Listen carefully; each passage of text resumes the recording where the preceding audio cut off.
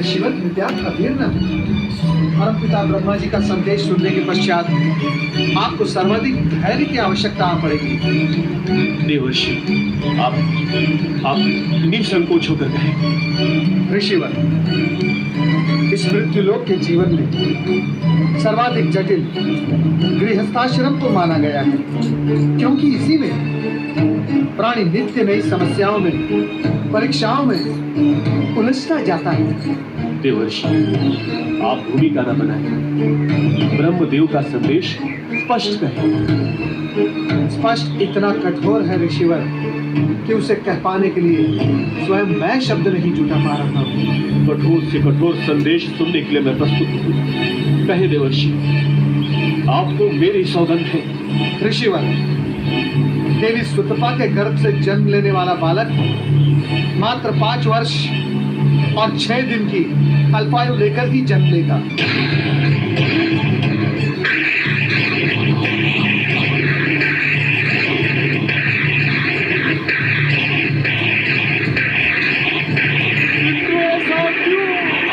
ऐसा क्यों? हमने ऐसा कौन सा पाप किया है जो हमें अल्पायु पुत्र प्राप्त होगा? ये विधाता का मेरे साथ अन्याय है। अन्याय, अन्याय, अन्याय। ऋषिवर, आप ज्ञानी हैं और परम शिव भक्त हैं। भला विधाता को दोष देके क्या लाभ? संकट की इस घड़ी में आप अपने आराध्य भगवान भोलेनाथ की आराधना करेंगे। वे अवश्य आपको इस आघात को सहन करने की शक्ति प्रदान करेंगे। क्षमा करें देवर्षि, मुझे ये ब्रह्म लीला कुछ समझ में नहीं आई।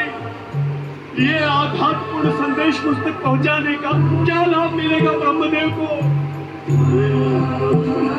इस संदेश से पुत्र जन्म का सारा उत्साह समाप्त हो गया, समाप्त हो गया।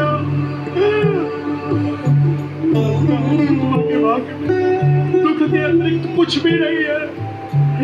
वो इस वज्रघात को कैसे सह पाएगी? कैसे सह पाएगी?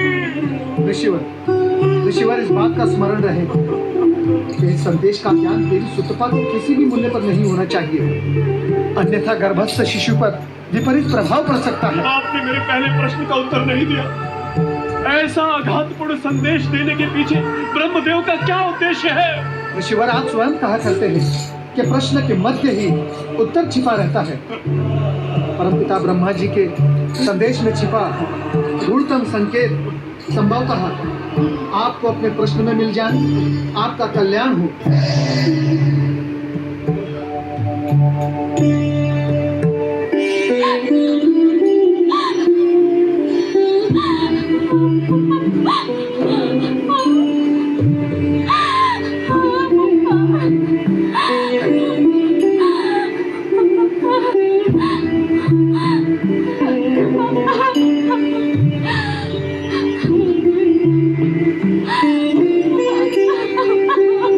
लगता है तुमने ब्रह्मदेव का भेजा हुआ संदेश नारद के माध्यम से सुन लिया है।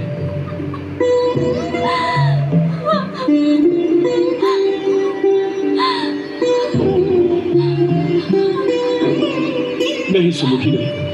ये समय रोकर व्यर्थ व्यतीत करने का नहीं, अपितु रो नहीं तो और क्या करूं स्वामी? संभवतः विधाता मेरे भाग्य में हंसना लिखना ही भूल गया। माता पार्वती की